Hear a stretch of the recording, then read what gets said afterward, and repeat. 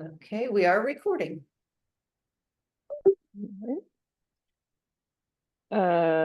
Secretary, can we get the roll call? Yes. So it is 4:05 on Wednesday, November 13th. This is the Boulder Junction Access District Joint Commissions meeting, and I will call roll. Rebecca DuMichel, Here. Stephanie Pike. Not here yet. She's expected. Sitting and attending. Let's see. Oh. Stephanie Pike, not here yet. Sue Prant. Here. Jennifer Shriver. Here. Ryan Cook is not able to attend. Robin Ronan Here. and Kevin Knapp. He is expected to attend. He may be maybe a little bit late, and I will pass it over to the chair. Apologies for a second. I have the updated agenda, but it seems to be only one page, so I don't actually have the meeting minutes in front of me. I'm going back through Lisa's emails to make sure I have the full packet. There is a full packet. I had the same issue. It was in the full packet, which was sent on November 8th. Yeah.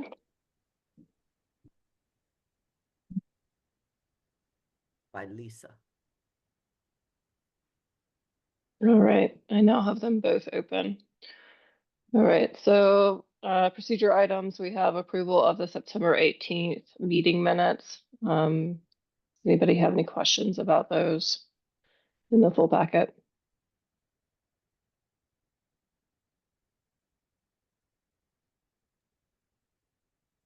Questions, unless there's other discussion, I would move that we approve the minutes. Second that, all in favor? Second.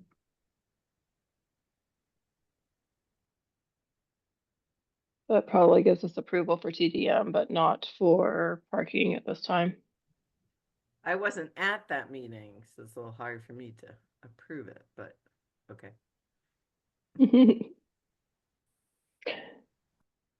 I understand, Sue. I've had to sign a couple that I wasn't at before, so. All right, we have approval of the proposed 2025 BJAD parking and TDM meeting dates.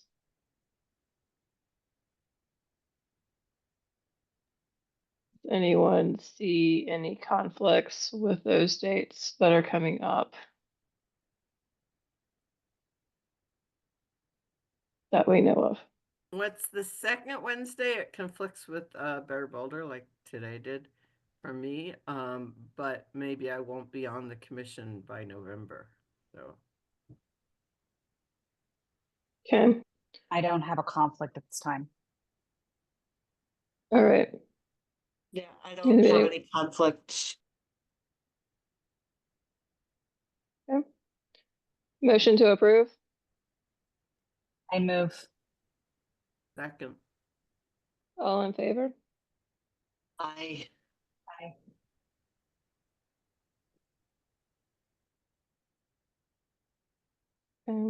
Jennifer, just because you're off camera and silent, maybe we could get a hands up or something. yes, I did say I, but let's see. Okay. Thank you. All right, and then we have election for chair and vice chair. We're not gonna be able to do that for parking. You want to know Kevin has arrived? Sorry, I'm without- like, So now we do have a quorum for both commissions. Thank you. Kevin, if I backtrack for a second, do you also approve the meeting minutes from Yeah. the last meeting? I do, Thank thanks. you. Okay. And then did you have any questions or conflicts with the proposed meeting dates for 2025? I do not. Okay, so I have your approval on that one as well. Sure. If staff yes. could capture that, thank you. All right, election for chair and vice chair. Staff, did we have any nominations? I did not receive any nominations. All right, maybe if we start then with parking, members, anybody want to put their hat in the ring or continue? Robin, would you like to I'm continue? happy to continue in my current role. Okay. So we have a nomination for vice chair for Robin. Staff, do we have enough people to go ahead and nominate them, or do we need to do both chair and vice chair at the same time? Do not need to do both at the same time. I think, if we have a vote and folks agree and want to continue with Robin as vice chair, then we can make it official today and we'll note that moving forward. All right, I move to nominate and accept Robin as vice chair of the parking commission. Kevin or Robin, do you want to second? It's weird, but yes, I'll second. All right, all in favor? Oh, wait, sorry, Kevin, go ahead. Yeah, if I could just have a discussion here, do we have a nomination for chair? Like, would we be able to start with the chair and then move down to the vice chair? We don't have a nomination for the chair. Would you like to nominate yourself? I know the issue may be with I'm Your not looking to term is nominate myself, but term is thank you. What I more had in mind was that if we do not have a chair, that perhaps Robin would be the most fitting, being the current vice chair. I'm Robin, would you like a fine. position? I am fine with being chair if there's nothing else. But yes, I will accept. Will accept chair. Perfect. Then I revoke my previous motion and I Okay. move to nominate Robin as chair of the parking commission. I second. All in favor? Aye.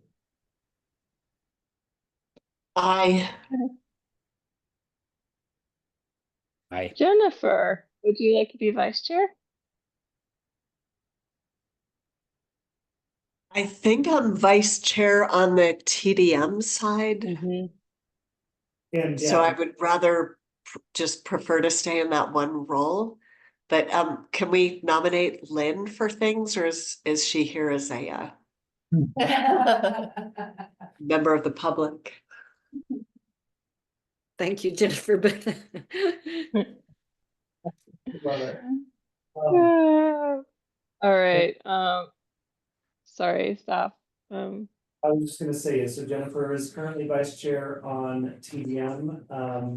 Our chair on TDM is you, Rebecca. So we can either keep them the same, or if there are nominations for others on TDM. And so we still would need to identify a vice chair for parking. And the options would be Kevin, Rebecca, or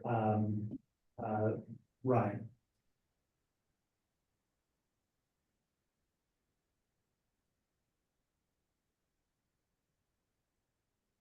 Are Kevin and I still the ones waiting to be replaced? Mhm. Anyone else? Ryan is also waiting to be replaced. Ryan is also waiting to be replaced. Which boards is he on? Just parking. So we're gonna make you vice chair emeritus. Well, I'm not on parking, I'm only on TDM. That's true, yeah.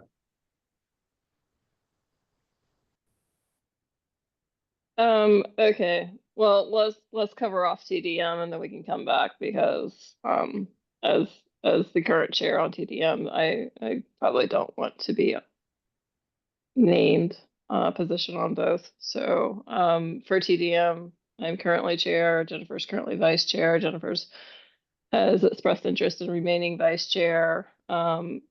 Sue, would you like a position? Not really, because hopefully somebody will apply for the position and I'll be off. All right, okay. Then I'm fine with continuing to be chair for TDM if everybody has no other things. All right, okay. So motion to appoint myself as chair and Jennifer as vice chair on TDM. Do So I have a moved. second? Oh, second. And thank you All for right. that, Rebecca. All in favor? I, I, Okay, so moving back to parking, vice chair, Kevin, would you like to be vice chair? Otherwise, we need to wait until Ryan is here to see if he would like to be vice chair. I'm vice chair without him here. We can draft him. I'm in favor of new blood. Yeah. Then that is you, right? Because Ryan is currently chair. Well, I think I've You walked into that. been past Mm-hmm. vice chair and chair of both commissions at this point, so I think we'll leave it to the future. So Okay. it's, All right. yeah, put it on, it seems to make sense to put that position on hold for now, similar to Sue's spaces. We are hoping that we'll get some more folks applying for this commission in the months ahead. All right. Thank you all.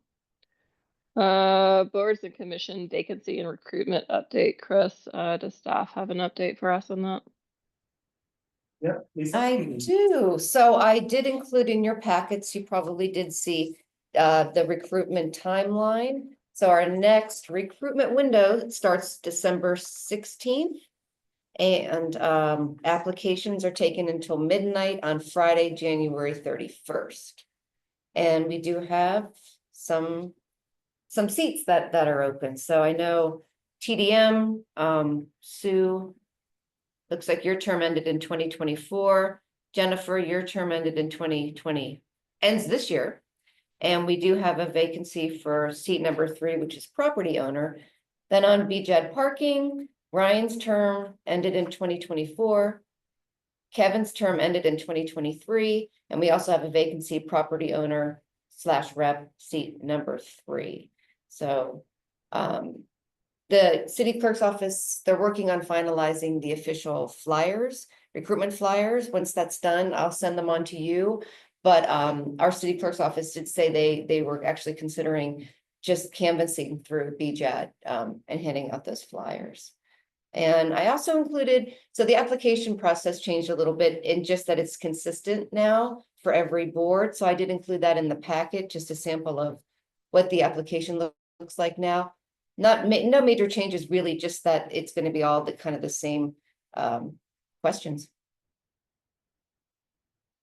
Does anybody have any questions? Yes. Thank you. So you partially answered it, which is that they're considered canvassing the neighborhood and district. Given the restraints on so many of the seats on these commissions, in addition to canvassing, is the city considering something like a mailing, right? So that we actually hit all of those addresses, we have a better chance of reaching those property owners.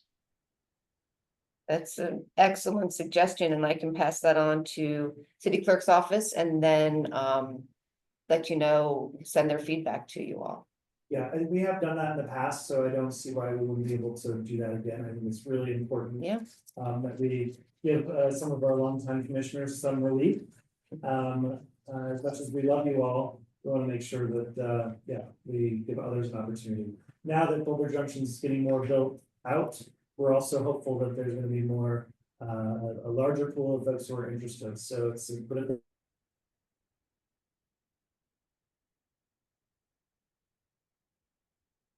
I appreciate the suggestion. I think we should be able to make it happen. Yeah, I appreciate that. Thanks. Obviously, the biggest hurdle is knowing that the districts exist, that they are seeking candidates, and then kind of understanding the level of effort or not that would be applied in that role, so that people feel confident in applying. So.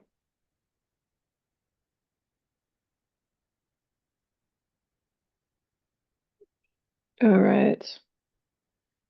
Moving on to item 3, public participation. Do we have any members of the public? We do not. Okay. Item 4, consent agenda. Does anybody have any questions about the consent agenda?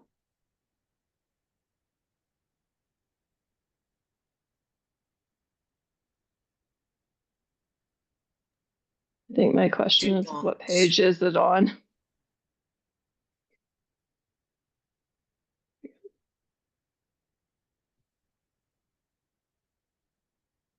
All right. It starts on page 15 of the packet, I believe, and I don't have any questions. Do I have an emotion to approve the consent agenda?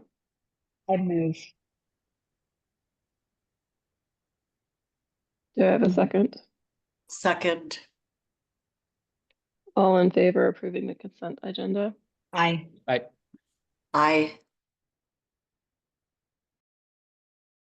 Thank you. I do have one question on it for the staff, just like citizen curiosity. These affordable commercial grant programs, you said you got 5 applications. Is that what you were expecting? A good question. Matt, do you want to answer? Well, actually, Regan just popped up, so when we. Oh, yeah, Regan's on. Hi, sorry, was the question, Sue, is that what we were anticipating, or is that what we were expecting? Yeah, were you expecting more or less about that? It's kind of hard to answer. I mean, we conducted a lot of outreach, and I think just received feedback from commercial property owners that I think we learned some lessons along the way so that we can get more applicants if we were to do this in a future round. So yeah, we received 5 applications. We awarded, Matt, are you gonna chime in? Just a quick second. It's okay. I'll talk when you're done. We awarded 3 that we were able to fully fund. And so we're gonna see how those play out, and then that'll kind of inform future programming. Go ahead, Matt. Yeah, and I'll just add, we don't consider 5 disappointing. We certainly would have loved to have seen an avalanche of applications. Yeah. But even before we had finished the program, we had sort of settled on 4 to 5 to be a good competitive group. And I would also add that it's not an easy application. It was very specific of the types of benefits that could be provided, so it did narrow in. And a lot of folks, I think, reviewed the requirements of the application and realized that they probably weren't even eligible anyway. So it did, the application process did narrow down to just a few folks who saw opportunity in it, and 3 are being awarded. So there certainly are. There's a lot of interest. We had a lot of restrictions because a lot of the funds are associated either with downtown central area general improvement district funds or federal ARPA dollars, which have some really specific requirements related to COVID recovery. And so I think just folks weren't sure that it was worth going through all of the effort to apply, because it was a lengthy application for something that they weren't sure they were even eligible for. Are you gonna make it easier next time? We're going to evaluate and improve it. I'm not sure if easier is the standard we'll hold it to, but yeah, as we look to repeating the program in the future, since it's a pilot, we're going to do some careful evaluation and make it better next time. So if that includes an easier application, then absolutely we'll do that.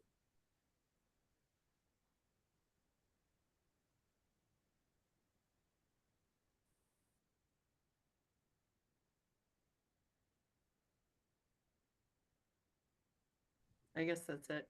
Just as somebody who fills out a lot of government grant applications and knows how difficult and annoying and how many times they can repeat the same question in 20 different ways, I often wonder, you know, no non-profit business would do this, because they just wouldn't have a development director or an executive director with the resources to do that. These people are actually like getting their work done, not sitting at desks. So, you know. Yeah, we heard that exact feedback. I think you're totally right. And if the standard is to make it easier than the federal grants, then I think we've accomplished that already. Just kidding. Sorry. All right. Well, if you ever want me to discuss with you more, I'm happy to do it as somebody who does a lot of government grants and has a lot of ideas. on that. That would be very helpful. We'll reach out to you. All right. Thank you, Sue. Any other questions about that? Okay.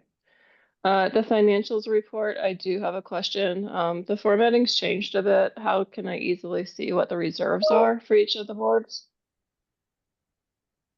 That's a great question. So yeah, the report that was provided is more of the actual charges for this year, and not really the fund financials over time.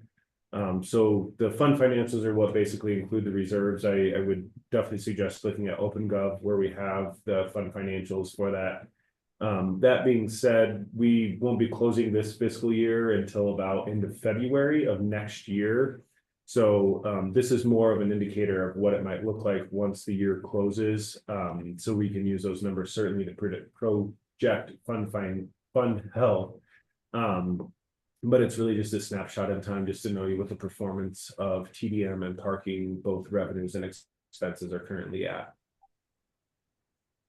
Okay. And then my second question is, in the past, we've talked about maybe changing how parking is collected as far as what that mill levy rate is. And I do see obviously that our actuals on the property tax for, has grown because values have grown for properties and we've added more properties. Does staff have any updates on where we are as far as looking to reduce the mill levy on the parking side? Yes, we will be tackling that in a later agenda item under matters from staff to give you an update on our work in that area in the improvement districts analysis.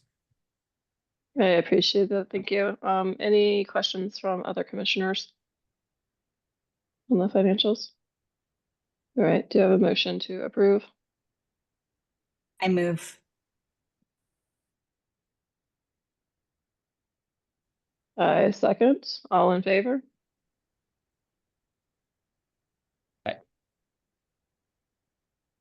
All right. Thank you. All right. Lynn, you are up for the RTD update for Boulder Junction. Thank you so much for coming and talking to us today.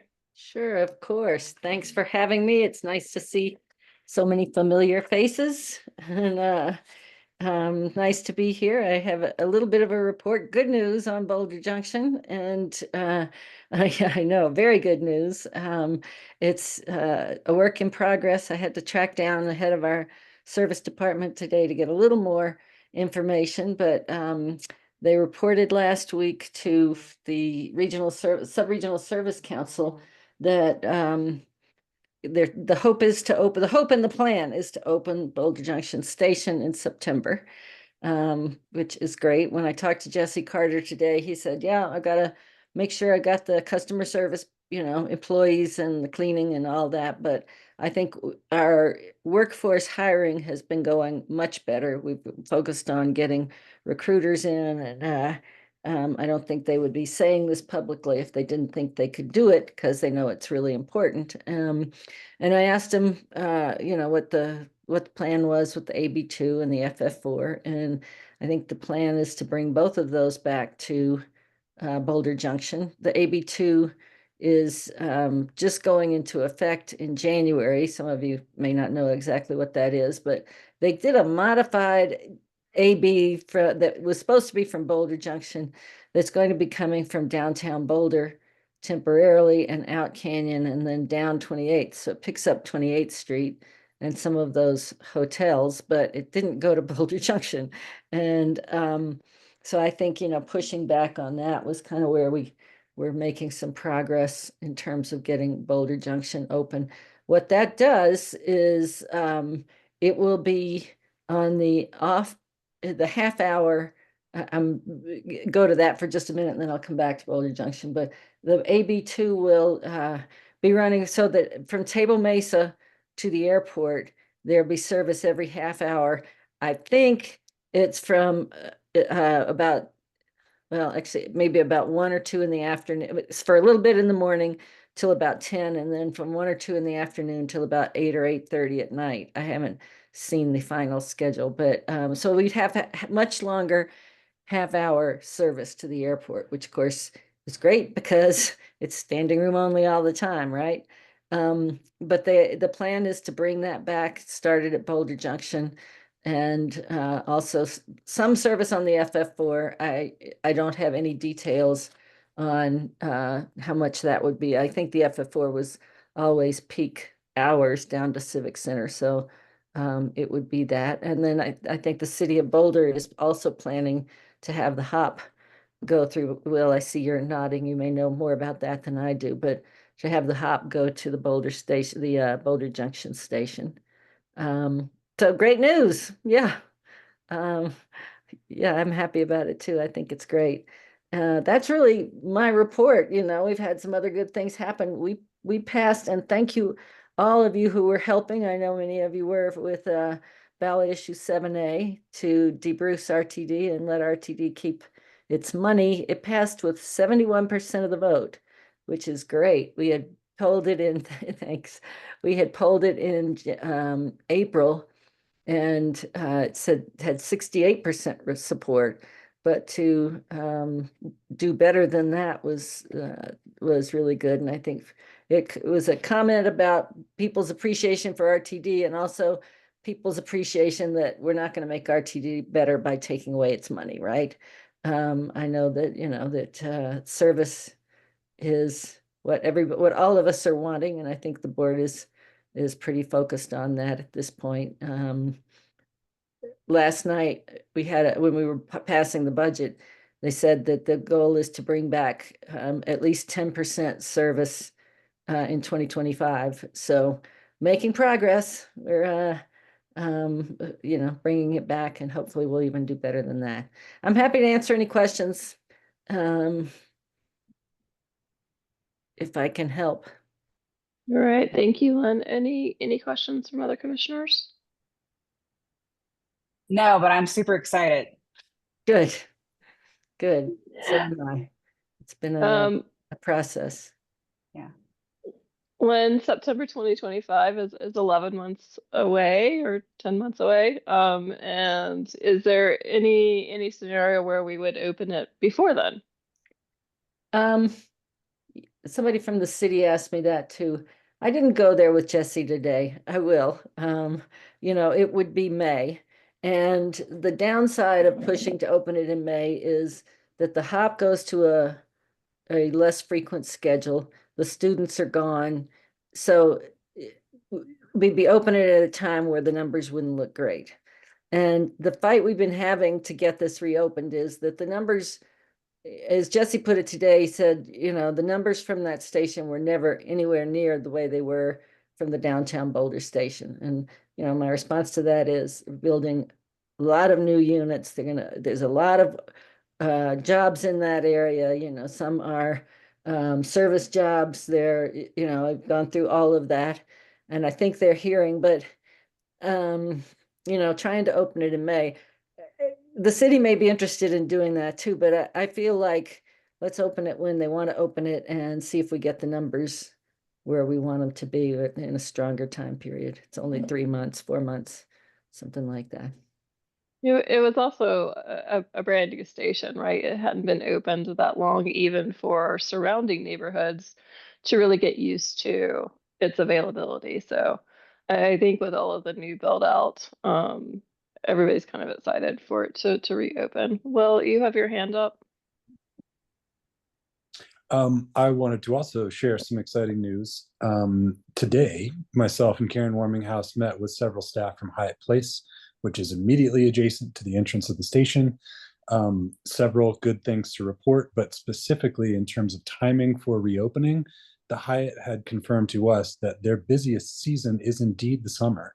And most of their clientele, both individual guests as well as businesses looking to purchase space, and not just out of state, out of county businesses, but some, didn't say a name, but on Pearl, close by, looking to bring in more of their national staff to the neighborhood. The May through September, or really May through August, is a peak demand time that they're looking to see airport service to that station. There are numerous reviews that Kayla will be providing us. She's the assistant director of operations there. to sort of highlight how guests are individually seeking direct service to the Boulder Junction area, who are repeatedly choosing Hyatt Place as their hospitality choice within Boulder, as well as the highlight of many families visiting for the CU community. A lot of those folks are arriving during the month of August when move-in is happening, and they're looking to fill those rooms. So without taking too much time, there was a lot of positivity and interest in providing support for a May opening consideration of the station. That's great to hear. And, let's stay in touch with that on that, Will. I'm going to be at the BTC Certainly. lunch tomorrow and, can talk more. I know that that's something Natalie Handlos had mentioned to me, is that they're not getting much support from the hotels there in the Long Canyon, and all those hotels are perfectly located for people taking the bus from the airport, back and forth. So Absolutely. that could make a big difference. Would they help with promoting it, the Hyatt? So I'm happy to continue this with the commissioners, or Lynn, if we maybe carve a few minutes of time after our luncheon tomorrow, which Sue, I hope you can make it. I always like to invite everyone, but it looks like we're sold out, so I can't promise space, positively and unfortunately. This is very fresh news as of literally 4 hours ago. So Okay. I don't want to speak on behalf of the Hyatt, but I heard some really good things, and Karen Warminghouse was very excited for the business willingness, eagerness to participate. That's great. Yeah.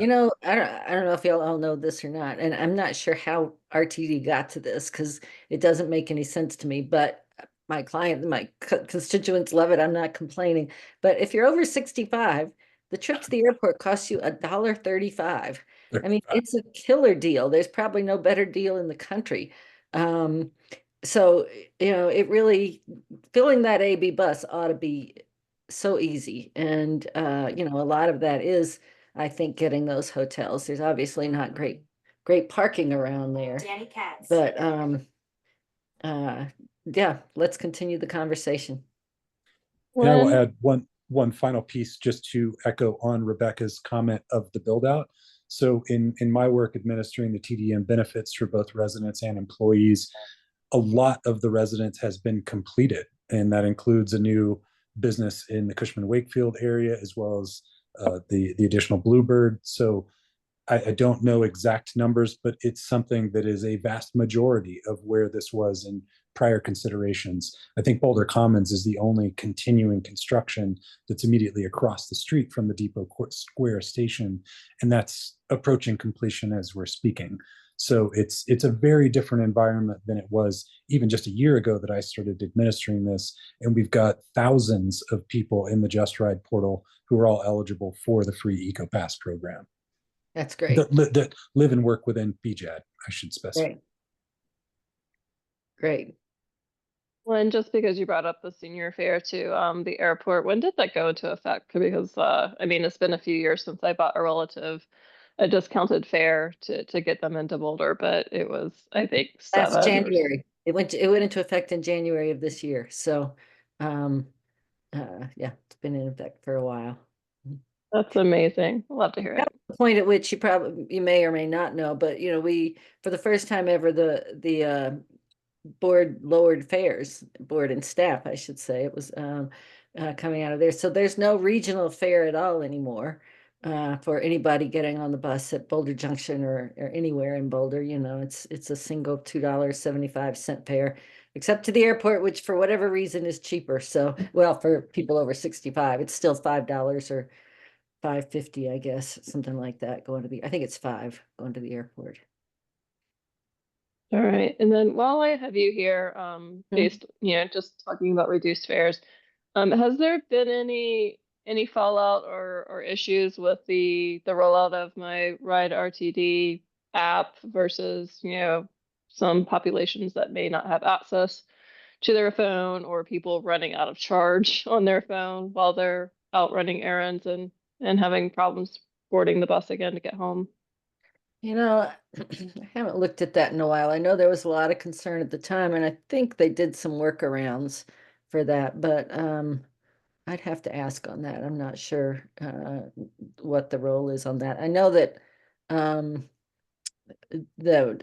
in the budget yesterday, and I don't know a lot of detail about this either, but there's a tap to ride function that's coming, so people can just tap their card and go. But I don't know the answer on the My Ride card. I think there was some sort of workaround, but I'm not sure. All right, thank you.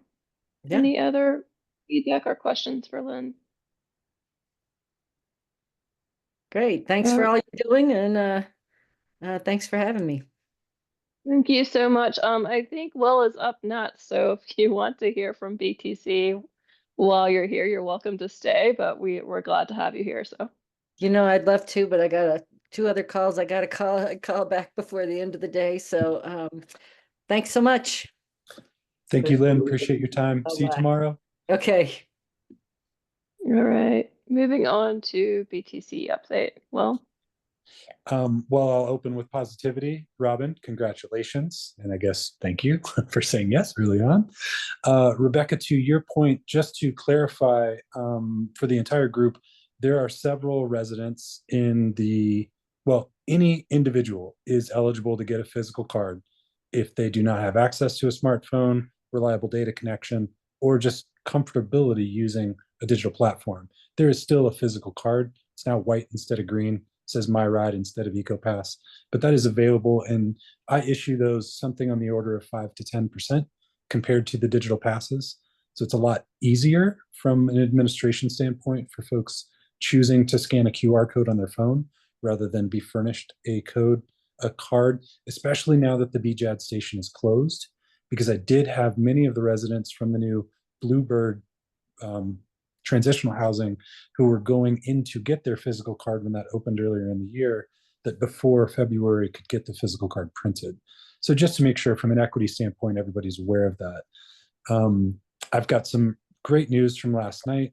The city of Boulder is doing a core arterial network feedback input session along 30th Street. It's a very big project in different phases. So we did the Boulder Junction residential community discussion last night from 5 to 7 in the Bluebell building. It's part of 30 Pearl, just across the street from Zeal. We had 30 people show up, several city staff, 6 or 8 of their consultants. We had an hour-and-a-half discussion, very engaged community feedback on what they are looking to see in terms of TDM and just general roadway safety improvements along 30th, and specifically the corridor between Pearl and Belmont. I won't speak to the results because there was a lot, but that was a really impressive community gathering there. We were able to engage different property owners, some individual neighbors that I know, and even utilize some of the My Ride communications that we've had for EcoPasses to invite folks. And we had something like a 40% return on our outreach, which was very impressive. So it tells me that I can relay to you all that our community is increasingly engaged and interested in the TDM work that we're doing. I continue to issue the passes and B-Cycle. I believe I mentioned prior, but B-Cycle has gone through an ownership change. So instead of being a subsidy of Trek bicycles, they're now part of BTS, which is a woman-owned, vertically integrated provider that services, I think, 10 or 11 other cities. Sue might have some comment on this. Kevin Kraus remains our local director of operations there, but from as I understand, from an infrastructure standpoint, they'll have more in terms of new dock provisioning, as well as a consolidated customer service platform. So new residents and employees in BJAD should have faster responses to any issues that are arising, and ideally a more reliable year-round 24-hour bike share service. I think that's about it for me. Open to any questions if the interest exists. Can you tell me, oh, sorry. go ahead, I didn't see Robin. Rebecca's hand. I was curious, like, what would make it more reliable than the current options that we currently have? Is that specifically on B-Cycle? Mm-hmm. You just said like they should have more reliable options. I was just curious, like how so? What is the specific method that's gonna change some of the issues we've currently had? honestly, I'm relaying the talking points that I've received, but as a Fair. B-Cycle member myself, an active rider for almost 10 years, I mean, those docks are starting to age that are what they call Oh, yeah. 1.0, and they're starting to change into the 2.0 docks, which are smaller, more modular, and can be added one at a time. So if anyone has been to the New Cassiopeia boutique at 34th and Meredith, Sundry is a great little cheese and wine shop within Boulder Junction. There are 5 of those 2.0 docks right out front, as well as a few other locations around town. But I think the vision of sort of upgrading some of the docks that are reaching the end of their life phase. And again, I'm not certain on this, but that's what I can see with this larger business operation and doing that. They have an excellent balancing team. I know Brian and a couple of the other ones on the staff are like long-term dedicated people in that. And the other piece is just the customer support. It seems like there's a faster response time on resolving any issues, although it's not as localized as it used to be. So I know Erica was on their team, and if I were to tell her one thing, she knows exactly what I'm talking about. There's a bike at Rayback that means something to a local person that might not if they're in elsewhere. So I think I won't go too much further, but mainly just to let everyone know that there is something of an ownership change with one of our key TDM benefit providers. That's helpful. Thank you so much. And I've been a B-Cycle user for a long time. And so, yeah, I have seen some of those changes as well, but I appreciate it. Yeah, sure. Well, just a quick question about the change of ownership. Did they purchase the current assets so that the current bikes and current docks are being used? Correct. In my understanding, from the rider's perspective, everything stays the same. App, bikes, locations, staff. There's no material change on the surface level of B-Cycle in Boulder. It's just a back end going from ownership, expanding service, and potentially more of this hardware provision. Okay, and is there any future changes to the kind of the percentage of e-bikes versus pedal bikes? So currently it is 100% electric pedal assist. There's no throttle on these bikes. They are limited at a 15 mile an hour assist level, so they will actually prevent you from exceeding that speed, which I find is relatively sufficient and also complies with city regulations. So to clarify that all of the red non-assist bikes have been retired from the fleet and everything is electrified. Thank you. And then if we go back to the conversation with RTD, what is the timeline for bringing the hop across to Boulder Junction? I'm going to decline to state any specifics on that one. I have only had hearsay from Karen Warminghouse, who said that the city has, I wouldn't say agreed, but has mentioned to make connections with the hop. Rerouting is the phrase that I've heard.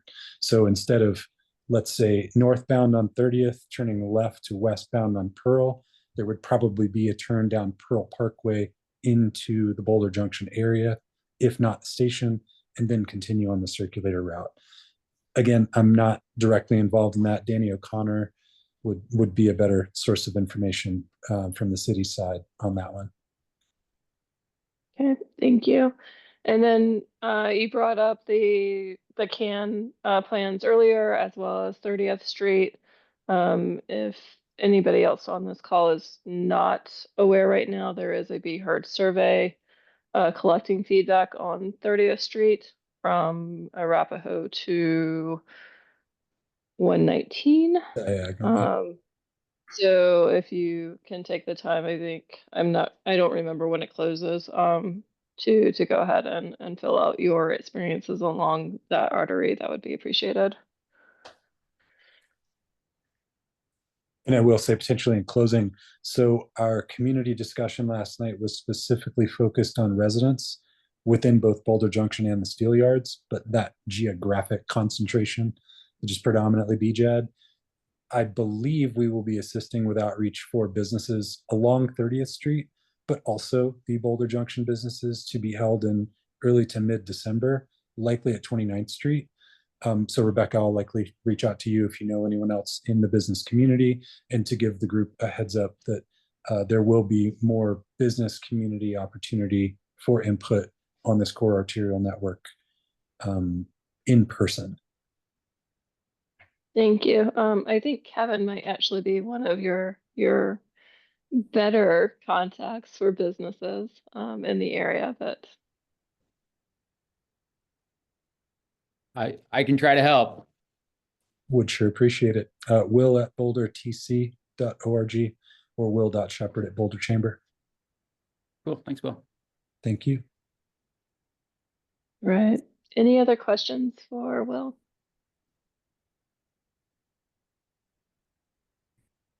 Well, thank you so much for the update. Appreciate the transportation heavy commissions. I'll let y'all do it now. We now have matters from staff. Chris? Thank you so much. I'm gonna hand it immediately over to Matt Shazansky, who's gonna give you an update on the improvement districts analysis work.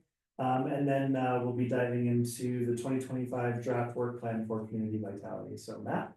Thanks, and apologies, it looks like I'm looking into the middle distance dramatically, but it's just, that's where your faces are. I see that the camera's over here, so. So on the improvement district analysis, just a reminder, this is the project we presented on last time. That's going to be the near-term strategic analysis of all our general improvement districts, looking at the options for governance and looking at a 1 to 2 year time horizon on what changes need to be made. And key to that for Boulder Junction specifically is going to be in the balancing of the tax revenue. And so that project, after we presented it to you, or actually it might have been the second before, about the same time we presented it to you, we did present it to City Council, got some great feedback from them, largely enthusiastic, and looking forward to the conversation on that. And so we're moving forward. We have a request for proposals out with people developing bids. Our deadline is November 22nd to receive those back. And then we'll be starting in earnest, and we have a very short timeline. And we're ambitious that we'll have this first set of recommendations by April to line up with the city budget cycle, with probably some things to do after that point. So that is the very brief presentation where we're at. And we'll be updating you all as things move forward, and certainly at the January and March meetings, they'll be the topic of conversation. So any questions on where the improvement district analysis is at right now? Matt, just to clarify, the bids are for firms to do the analysis? Yeah, so the scope of work for the firms is to take a look at our establishing documents, all the research we have on the current state of the general improvement districts, and develop, then work with stakeholders, yourselves and others who are interested in the general improvement districts to fill in any gaps before presenting different options and the calculations and outcomes that we can expect from making different choices. So the consultants will be supporting staff to do all of those things, including producing those documents, then working with us on presenting that as we move forward to the eventual steps of making decisions on, for you to recommend to City Council on any changes, and then any budget requests or policy changes that need to take place. And the bids and hiring are going to be done by April, or the bids, hiring, and recommendations are going to be done by April? The first set of recommendations. So we are hoping to have someone, not hoping, we will have someone on contract by the end of the year. And then we'll be working in the first quarter to get all of that work done on research and developing recommendations. Okay, and then just as someone who hires during all times of the year and other sales to enterprises and things like that, is it common, or do you expect a really good response rate during this time of year to actually hire by the end of the year, or are they too busy closing out their fiscal year? It's certainly a challenge. We acknowledge that this time of year is harder for people, but we've had good response so far to the Q&A step. And so we're anticipating getting good bids back, yes, and yeah, certainly if we don't, we'll take a moment to assess, but I have no reason to believe that that'll be the case. I think we'll have great proposals. And then just a side question, are most of these firms Colorado firms?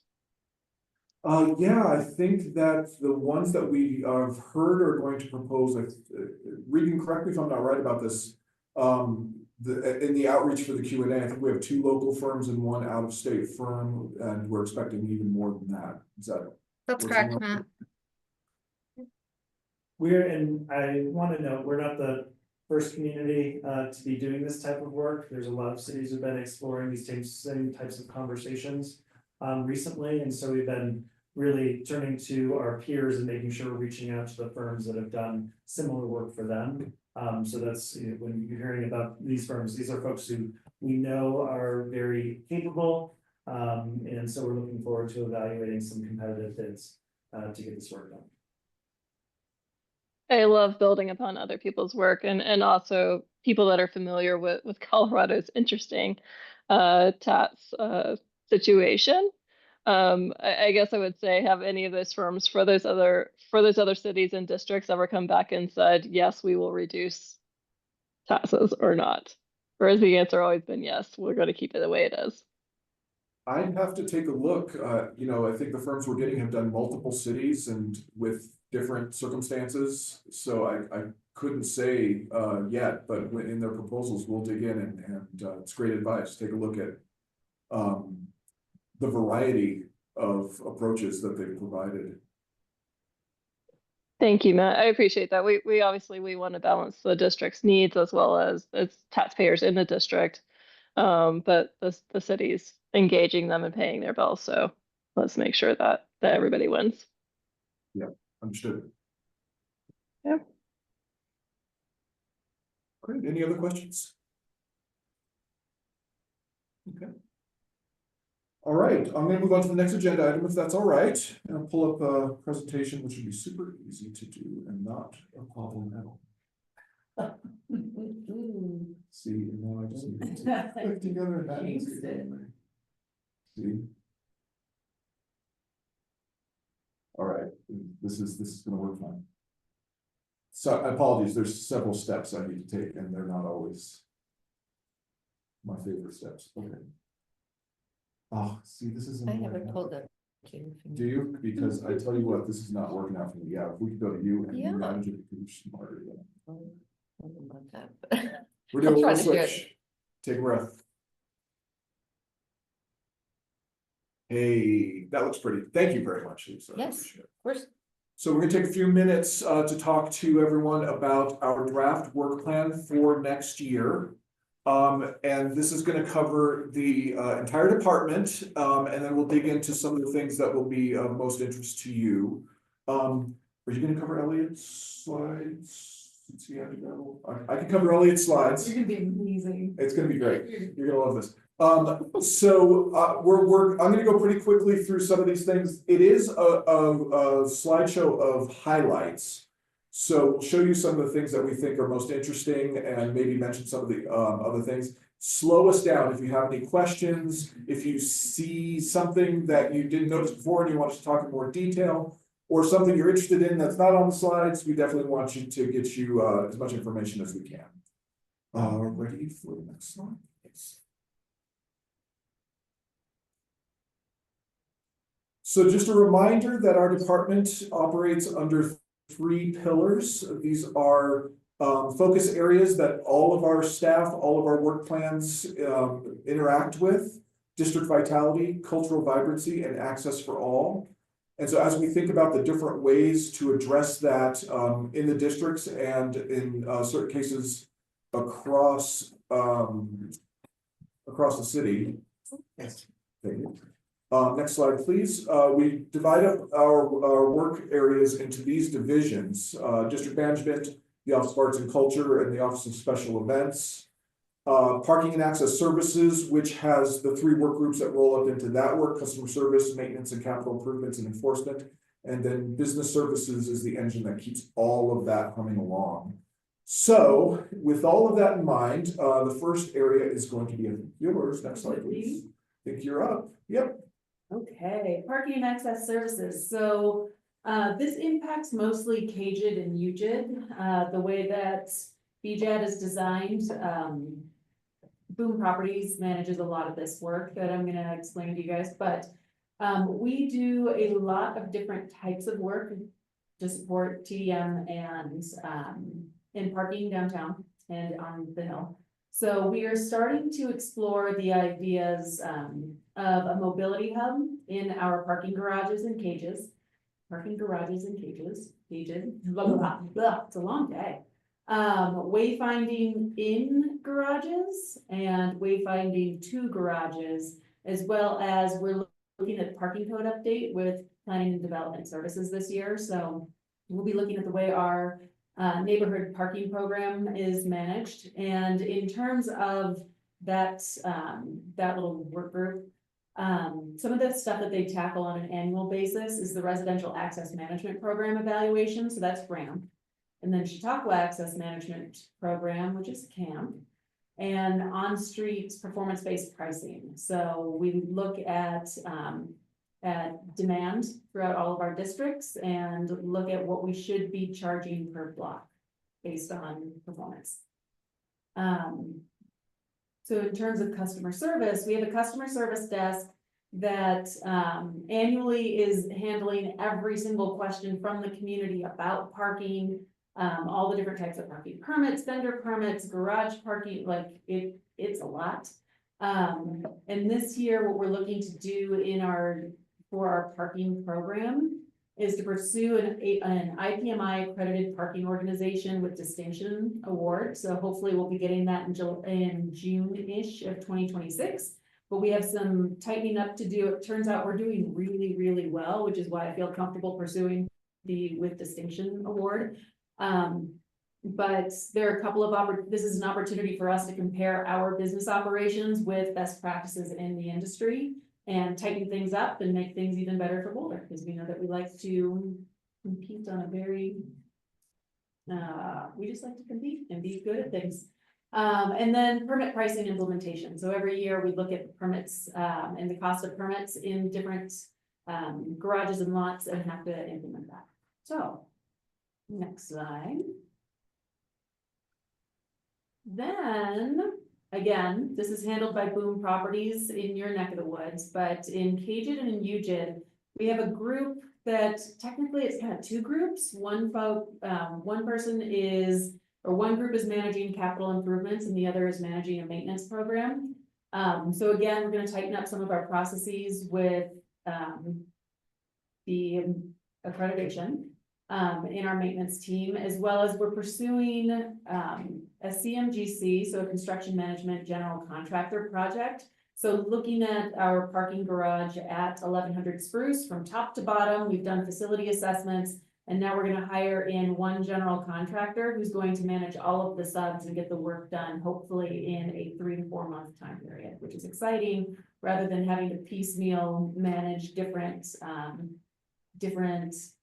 vendors, if you will. So we're really excited to try that out. And we have to develop a 10-year strategic asset management plan. The city's getting more into strategic asset management. So that is something that we're going to do. And annually they manage capital improvements. We manage capital improvement projects. All of our central area general improvement asset management and maintenance, as well as the stuff on the hill. And we also manage all on-street parking meters. So that's very exciting. I noticed a question from you, Robin. Average price. It varies. I can't remember it off the top of my head. I think downtown we're like 180 a month. Yeah, I think. I was just curious because you said you were looking into that. Yeah, I can send it to you if you want to see what we're charging in each one of our garages and lots.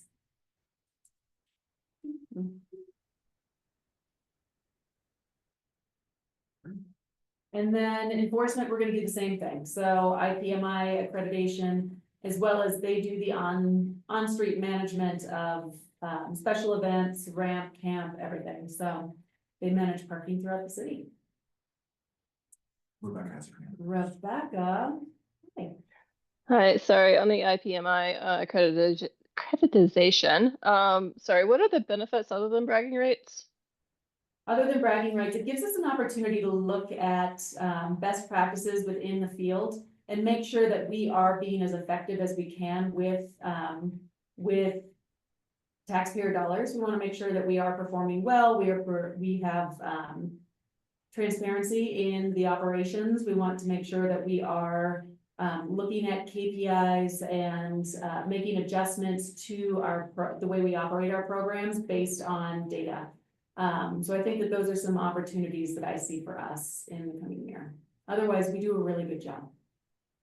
Okay, and then just, do you have any inclination on how they would judge effectiveness or success? Because I mean, I imagine that there are private parking operators within this organization and that they may have a very different definition of what success looks like, which might be maximizing revenue versus maybe access or the other things that a city might value. Yeah, and there are different factors that you can decide to participate in or not. For example, in the way that you operate your garages, if you have opportunities to provide like vehicle maintenance or car washes, or people have the opportunity to have their dry cleaning done, like that type of level of service, we're not going to participate in that. That's not something that we're interested in pursuing, but that is something that could earn someone a higher level of accreditation, or at least add points to their score. So there are options in there, and it's interesting to look at the way that they're framing different aspects of programming. For example, again, in the garages, going gateless keeps people from sitting at the exit and waiting to pay. So it alleviates the level of exhaust as cars are just idling at the exit. And I hadn't thought of it from that perspective. I thought of it from the customer experience getting stuck in a garage. And so it's just interesting to look at the way that they've framed things, as well as focusing on wayfinding to the garages keeps people from circling in and looking for parking spaces throughout a district. And so it also alleviates the climate impact. So just interesting things for us to take into consideration. Does that make sense? It does, and it does seem, by the way, that that's entirely focused on the garages. So how does on-street parking that the city also manages factor into that accreditation, or, you know, obviously it's competition for what's going on in the garages? Sure. I would say that a lot of that on-street parking would go along with the performance of the enforcement team.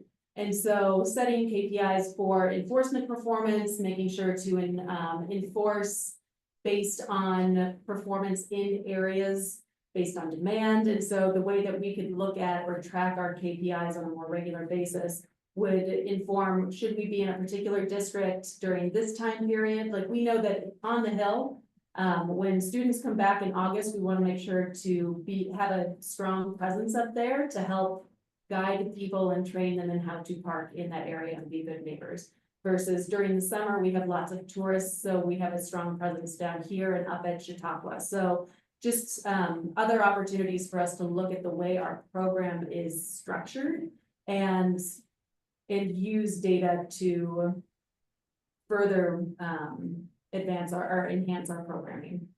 I would note that while there are a lot of private operators that are involved in IPMI, there are a lot of public operators as well, and on-street parking and public on-street parking is part of the mix of things that the folks who created this accreditation system are taken into account. So we certainly are going to make sure we're aligning ourselves with the best municipalities in the industry that also are thinking about the types of things that Boulder cares about when it comes to greenhouse gas reduction, vehicle miles traveled reduction, and those types of things. Certainly not just going after this just to go after it. We want to make sure we're aligning our successes with our peers that share the same values. Yeah, and they asked a lot about TDM benefits and multimodal opportunities within the parking system. So it is aligned with those sorts of goals as well. That's great to hear. Is there an application fee and a membership fee? There is an application fee. I think the first time you do it, it's about $2,000. And then if you achieve accreditation, it lasts for 3 years. And I don't know what the second round is. I haven't gotten there. But if nothing else, even if we don't decide to send in the application, I think it's a really good opportunity for us to use this as a barometer to test our, or just compare ourselves to industry best standard or best practices. Yeah, and I'd be clear, accreditation is not our goal. Our goal is to make sure that we are employing best practices in our operation. And if that gets us to a point where we could be accredited with distinction, great. But that's not necessarily the end goal. Thank you. That's all I have.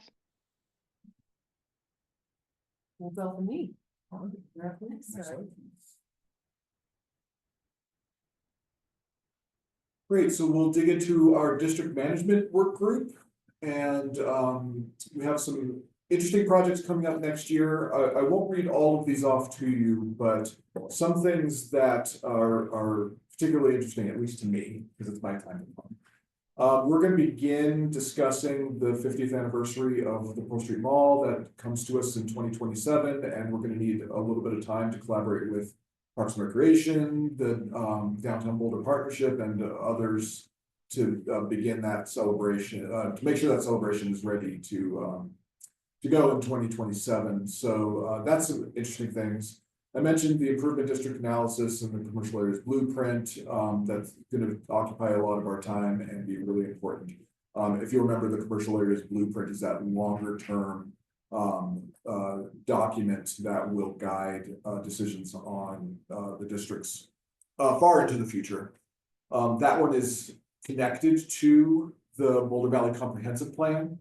Most of our outreach and the sort of strategy and visioning that will be part of that effort are going to be in the update of the comprehensive plan. So while that project will last for a while and there'll be plenty of opportunity for you to interact with us on that, if you want to start now in prioritizing how we're going to address this commercial area strategy or any other strategy across everything that the city does, I do encourage you to participate in the comp plan outreach that's already started up. It's happening right now.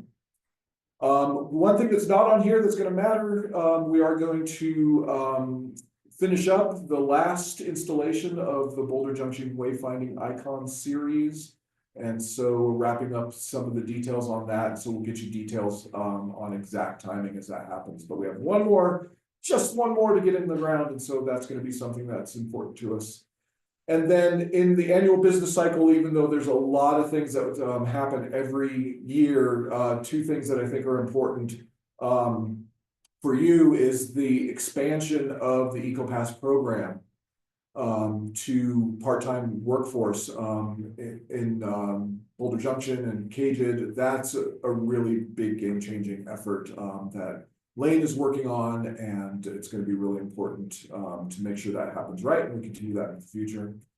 And then also, we're really happy with how the activations have gone in collaboration with the Roots Music Project with their concert series. So we're going to begin discussing if we do that again, or what other types of activations we should deploy. So that'll be a part of our conversations as well. I might add to this list, we should now add a September grand reopening of the depot square. Yeah, right. My goodness, we got to get the word out about that. Cut a big ribbon.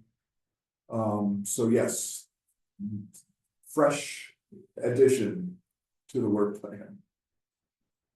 Next slide, please. Some of our other work groups, the Office of Arts and Culture. So this is a citywide effort, but definitely interacts with the districts, and they're going to be launching off next year with the new fund, the Arts, Culture, and Heritage Fund. And so they're going to do a similar effort around the arts blueprint to create a strategy over the next few years. It's also connected to the comprehensive plan effort.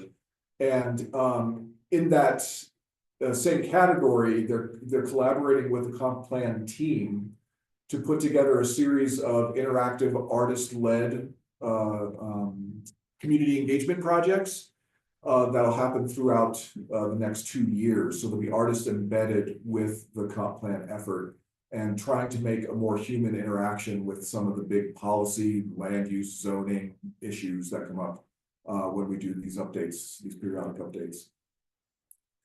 And then there will be 9 new public art projects happening across the city. They're wrapping up about 3 that'll be installed between now and the middle of next year, and then starting 9 new ones. In addition to those 9, we're at the very beginning stages of a major effort for the Western City campus, the former Alpine Balsam Boulder County Health Facility. There's going to be 3 projects with more than $1 million of public art. They won't be installed until 2027, but there'll be a lot of work happening on those as well next year.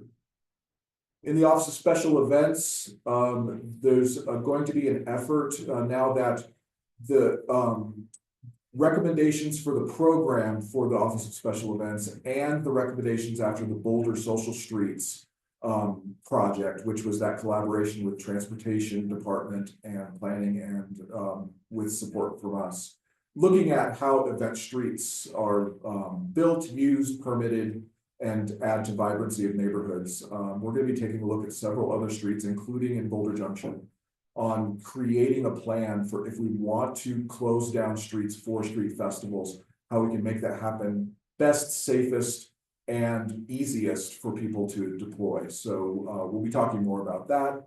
And the Special Events Office will also be launching a new special events guide. If you've ever tried to put on a special event, we have a encyclopedia of rules and steps that were comprehensive but not very useful. And so we're revising that, making that an easier process for people. Yeah, so let's see, I think that's it for those slides. We'll pause here if there's any questions about district management, arts and culture, special events. Rebecca. On the topic of streets and special events, am I imagining it, or did there used to be like a block party trailer or something? Does that still exist? Is that something the district is ever entitled to use, or is it because we're mixed use or not? Like what's the status? What are it does exist. It's part of the neighborhood events permitting process, which actually is not run through the Office of Special Events. It's a neighborhood permit. And I don't know the exact rules around it, but I don't think there'd be anything to prevent neighbors in Boulder Junction, even though it's mixed use, from using it. And they even have a small sponsorship program to help afford some costs. So if you know of anyone specific, you should send them our way so we can connect them with the neighborhood services team. But this project is going to be specifically about streets that are purposefully set aside for big community events, not small neighborhood events. Yeah, definitely a difference in scale, but I didn't know if they were falling under the same department, so thank you.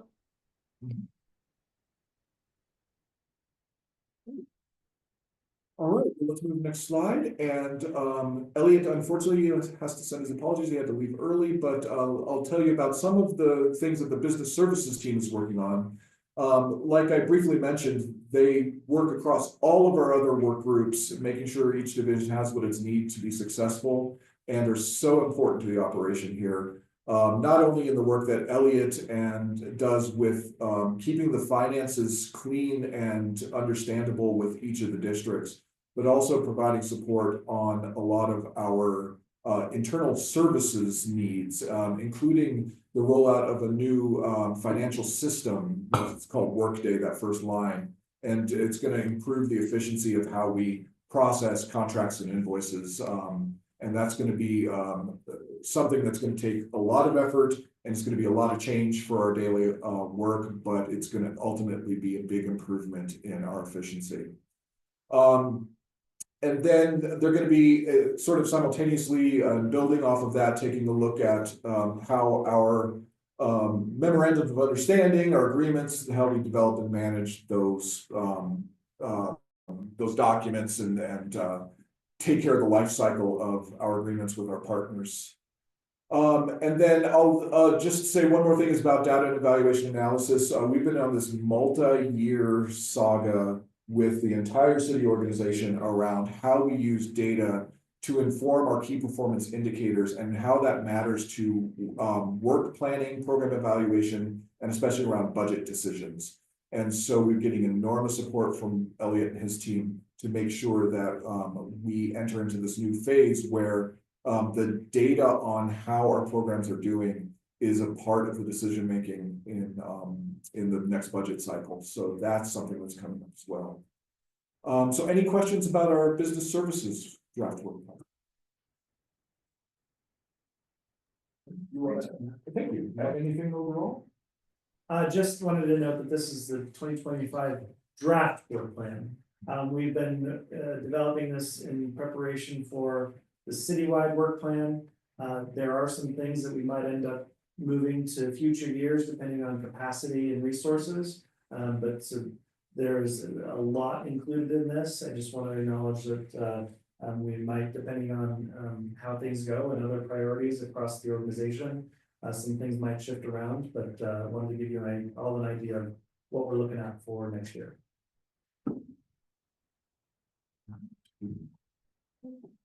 Great, that's it for me. Thanks very much. And that concludes matters from staff. Thank you, team. Right, we have matters from commissioners and the 2025 BJAD, both commissions priorities discussion, which is in the full packet. And staff, I assume you actually put this together for us. So perhaps some background on where this current list came from, or is this past year's. So Sure. Page So, 26, if anybody's looking for it. So this is typically the time of year that we turn to our commissions if we've been asked by city council to prepare a letter to inform their priority development. This is the time of year that we'd be doing so. So we check in with our commissions on their priorities and use that to inform the crafting of said letter. City council is not changing their priorities at their mid-term point. So they will not be having a retreat in 2025. They're not asking for letters from commissions, but do want to make sure that we provide you all the opportunity to let us know whether you think priorities for the work that you're helping to lead and advise on are shifting in 2025, or maybe they aren't and they can stay the same and we just update the year. It's also your opportunity to let us know if there is a complete overhaul needed based on shifting priorities. You know, the spectrum is keep things the same and update the year. The other end of the spectrum is have a retreat with the commission where we facilitate a conversation and process, taking some time away in a multi-hour planned session, which we've done with this team before. So really want to check in with you all and see where you're at on that spectrum, and we're here to provide service to you all depending on where you land. Robin?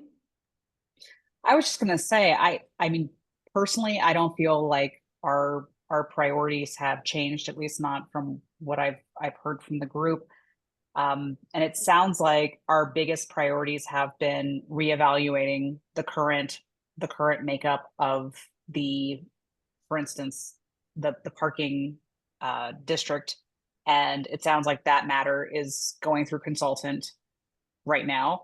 And it looks like, I mean, my big thing is having an RTD option over there that I can just bike over to is going to save me a lot of time over getting rides over to Table Mesa when I'm traveling out of town, which is selfish, but also yeah, I think something a lot of people that live in that part of town are both in BJAD, but also right around directly around there, which is like me, will be, so those were my two biggest big issues. I guess this is completely outside of our purview, but also kind of linked to it is, I guess my only other concern as somebody who lives around there and would be using those RTD services when they come in town, and I can't wait, is the bike lanes have been getting a little out of disrepair, and maybe that's something at some point I just want to highlight to city council. And I feel like that's just part of that last mile that makes some of that a little bit less accessible. But aside from that, I'm happy with the movement that we've seen on the major measures that we had. So thanks. Robin, could you specify which bike lanes? Is that on 30th or is that on Pearl or? Yeah, I get a lot of flat tires on 30th.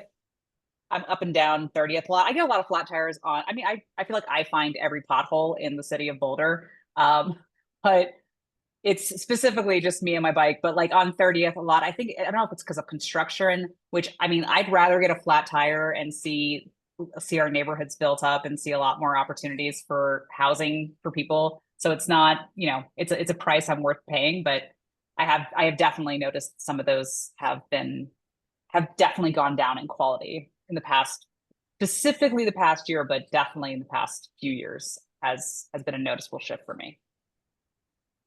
Okay, that's good to hear. I think you probably should also fill out the Be Heard survey too, just because it is about 30th.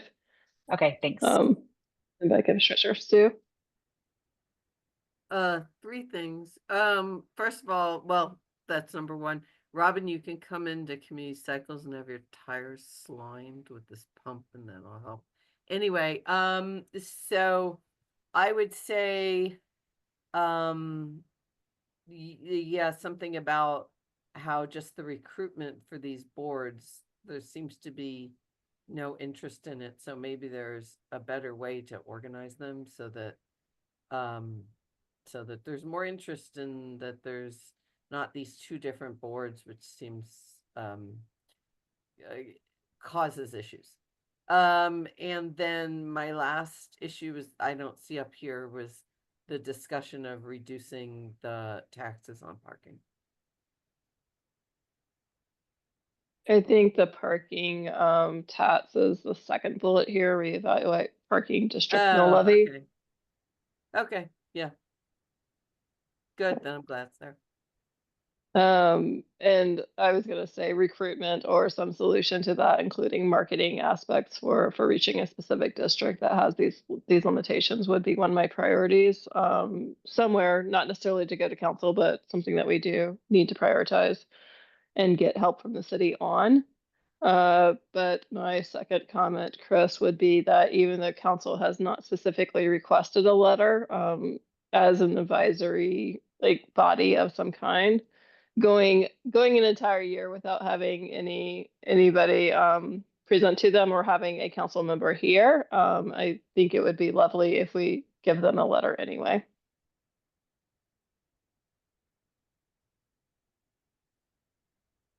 I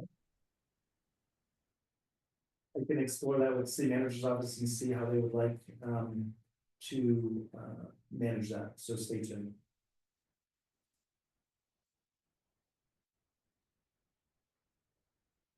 I'll chime in. A couple of things. It seems like we've actually made a progress on a few of these, including, well, the news about restoring the bus service that maybe convert to something that should be supported and celebrated moving forward, and definitely enhancing the branding and wayfinding and district identity. Great progress there, thanks to all the staff work. And then I think what's, I kind of echo what Sue mentioned, and what comes top of mind is just really the community vitality. And I think that's multiple things that may be layered into some of these other broad topics, but it's, one, the mill levy 100% needs to be reevaluated, in my opinion. I think that's contrary to our community vitality goals. And then the other item that I love are the community events, and maybe that's I think we've made some progress there and had great events, and maybe that's in the district identity, but it'd be great to, continue on some of the progress and momentum we had around some of the community events.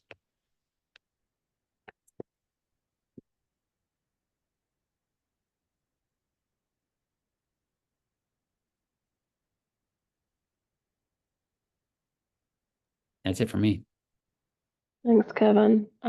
Jennifer, do you have anything to add? No, nothing to add, thanks. All right. And all the I events guess, happened in downpours. We had Bike to Work Day and that was great. And that didn't rain. Maybe it did rain, but it was still good. In the morning was fantastic. In the afternoon, I got soaked. It did rain for a bit, but we Yeah. still We powered through. It was still a fantastic we event, powered even with the rain. It's a couple of the biggest rains of the year were on our community events. I know it's been like we should sell tickets because we can solve the water crisis. We just have an event. Right? Sure. I was gonna say, we have an issue with drought, just schedule more events, we'll be all good.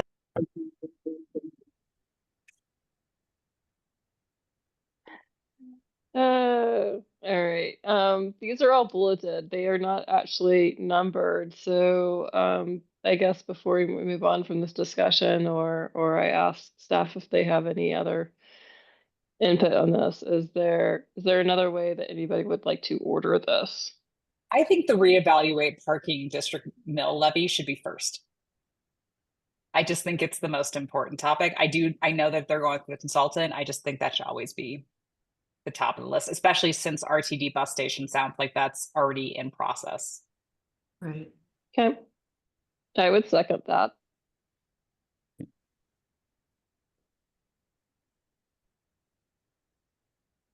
Any other thoughts on the order here?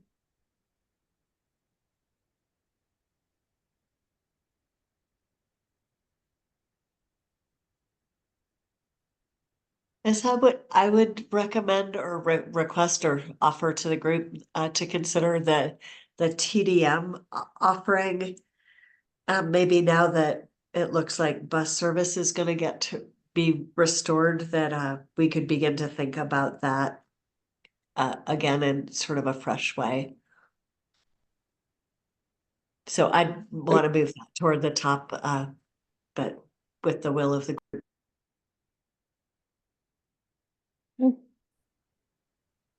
All right, so we have the parking mill levy at the top. We want to move up TDM offering development. We're excited about the good news about RTD eventually next year. A lot of these other things are ongoing concerns, right? That we need to stay aware of and keep an eye on.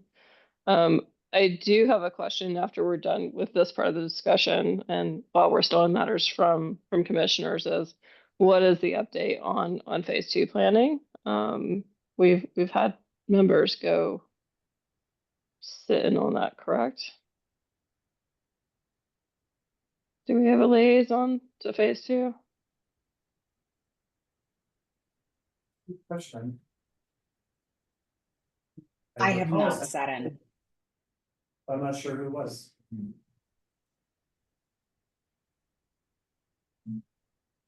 Can we follow up on that? Because I seem to recall that we did have a liaison, but I have not heard anything about it. And we have most of our members here, and if nobody is speaking up, that means either they have not heard anything or nothing has happened. And maybe there's been an oversight somewhere. I think it might have been mine, but, yeah, we can follow up, because there has been a ton of work happening in that area. Particularly in transportation, and land use planning and land use changes for TDAP. So we can touch base with our colleagues in planning and see where that's at. I think they've been working on it. Thank you, Chris. All right.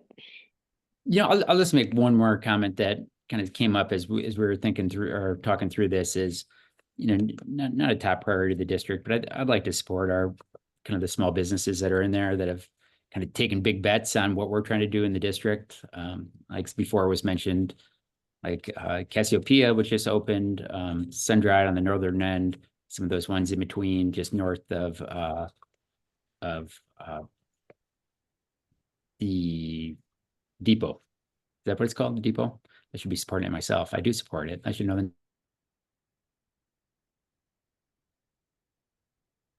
on what we're doing and the, our work within the district. And so, when we have events, and I know we do this, but, to promote them, encourage, contract with them for any of the services we need, or food and drinks and whatnot. So not our main goal, but something that we'd like to encourage, so we don't end up seeing some turnover of some of the businesses that have come to the district. No, that's a really good point, Kevin. Not only from supporting them from a business perspective, but also kind of that complete like life around there. So for employees and for residents and, people visiting the environment and visiting the neighborhood, that they can find what they need, right? Without necessarily, driving, or, when they do use the parking, they can do multiple errands, whatever those kinds of things do actually kind of tie into our goals.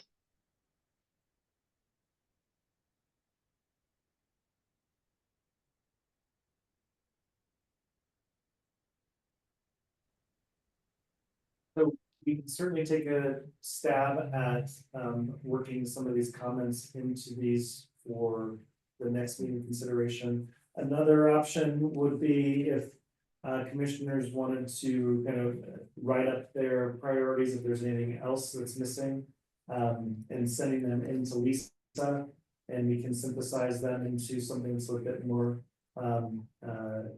pointed. It is a lot where we don't want to become a laundry list. I don't want to put words in your mouth. I don't know if you all want to become a laundry list, because when everything's a priority, nothing's a priority. But you certainly, again, want to make sure that you all are taking the time to consider these things and redirect appropriately. I appreciate that. Thank you. Okay, so I think we're set on this discussion for the priority list at this point in time. Are there other matters from commissioners?